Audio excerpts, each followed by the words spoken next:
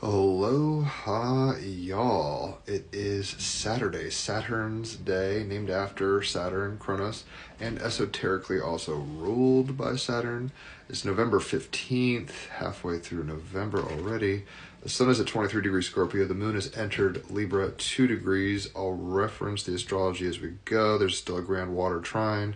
There's some oppositions and squares, like the moon opposite Saturn, Neptune conjunct, Pluto opposite Jupiter, Uranus retrograde, and Taurus opposite Mercury retrograde, as well as the sun.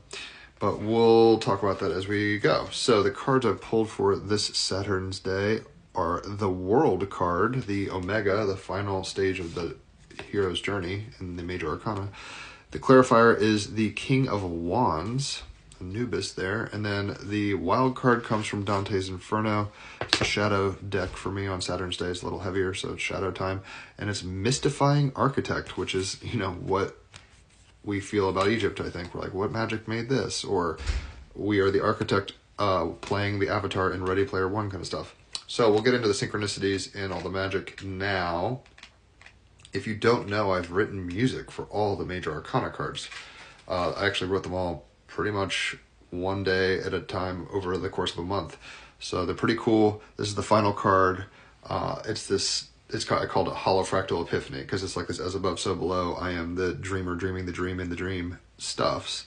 So check it out. I'll post the song in the comments. On page 64, the number of hexagrams in the I Ching, the number of gene keys in the gene key system. And Richard Rudd has been on my podcast, as has this guy. So check it out, Team Rabbit Hole. Page 64, Universe, I am your beloved conduit for the radiance and grace of life. Sun in Scorpio, Venus in Scorpio. What's the deep, dark mystery? Mars in Sagittarius, the biggest truth, the North Node in Pisces is you are the one, and the one is the all. Like it is what it is. This Ouroboros holofractal dream epiphany thing. It's an auspicious period. You've achieved success in your endeavor. Walk in harmony with Mother Earth. Gather your tribe and give your best. With Pluto and Aquarius, we are gathering our tribe and giving our best. And with Pluto and Aquarius squaring Uranus retrograde and Taurus last degree, we're really going, you know what, maybe the McDonald's crew isn't for me. Maybe it doesn't mean you have to go live in an ashram in India or something, but it's like you're trying to figure out where you fit, what you resonate with. Frank Zappa for president, right? Like, maybe you're like, who I elected isn't who I thought. Or maybe you're like, all this two-party system bullshit is not for me. Or the mass media is brainwashing me or whatever. It's all good in the hood, in a sense. It's a dream. But at the same time, you get to kind of orient yourself in the dream how you see fit. That's your willpower, right? That's your point of power. So we meet the piercing gaze of the Earth Shamanka, warrioress, standing resolute, fully present. She rises out of the ground, embodying the immense force of Mother Nature.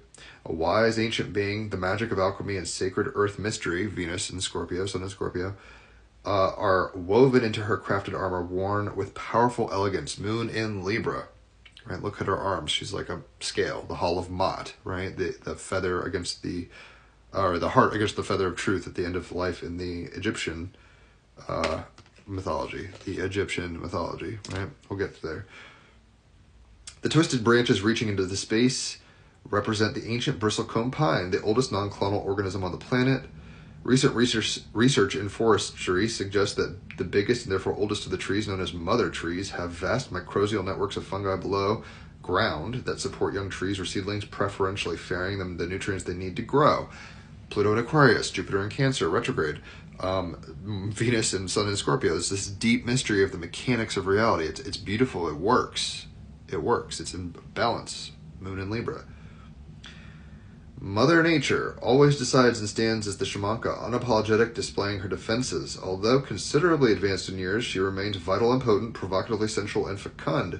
She exhibits her fertility with handfuls of grain and the cacao pods laid out before her, sacred food of the gods that originated in South America many thousands of years ago. The world is a highly auspicious card and invites success in any endeavor if you walk the path of integrity. Moon in Libra. Mars in Sagittarius, conjunct Mercury retrograde in Sag, opposite Uranus retrograde in Taurus. If you're walking in integrity, North Node of Pisces, you can dream a bigger, better dream. And you're not a victim. And all things, good or bad, are like challenges and opportunities, not like, you've inserted the coin. You're playing, the video game, 25 cents. You're something more and simultaneously something limited in terms of manifestation in the dream, in the Ready Player One, however you want to put this, in the Matrix. So you are finally mastering life and are literally taking the world by storm. Saturn conjunct Neptune are both retrograde in Pisces, opposite the Moon in Libra. It's like, yo, I'm learning my lessons. Chiron and Aries, square Jupiter, retrograde. So it's like both retrograde. So it's like, yo, I'm learning my lesson. It's all good, and I can work through this in a way that is my PowerPoint, and be a magical being in the dream, in the Leela, in the play of life, in the illusion. You are a clear vessel and a channel unfazed by the tumultuous changes and cycles of life. Uranus, retrograde, last degree of Taurus. An expertly balanced Moon in Libra, the compelling energies that are natural. Earth, water, fire, air, Captain Planet, the megazord of the elements, right? The symphony of the elements. The elementals are experienced as a marvelous instrument that can be played together to make exquisite music and harmony which resounds through the universe. It is time to gather your tribe and be a force for good. So it's an auspicious period. You have achieved success in your endeavors. Walk in harmony with Mother Earth. Gather your tribe and give your best. I think with all these retrogrades, we have a moment to really clarify our perspective, clarify our eyesight, and see what edits in the RPG our character needs to go through. What challenges, what items, what MP, what magical spells. If you play video games or know anything I'm talking about, you know what I'm saying. So the clarifying card for this world card, and like I said, I made music for this, so check it out. It's going to be in the comments. You'll enjoy it, I promise. It's very epic kind of thing. The clarifying card is the King of Wands. This is the highest level in the suits of the spirit of will, of action, right? The wand. Oops, I'm holding it backwards. The wands, right? The magic stick. So if you're an Aries, you're a Leo or a Sagittarius. That's fire signs. You're a wand. The King of Wands is the earthy, grounded, embodied, practical, realistic, mature part of fire, action, spirit, zeal, spirit with a capital S. On page 74, I seek to change the world. Oh, you mean as above, so below, change the world? You can edit your program like in Westworld when you're aware of that. If you've seen Westworld or Ready Player One or The Matrix or anything like that, you can, even Star Wars. If you strike me down here in the video game, I'll be greater than you ever perceived. Darth, right? Hear what I'm dropping here? So, the King of Wands, inner strength, courage, and leadership, right?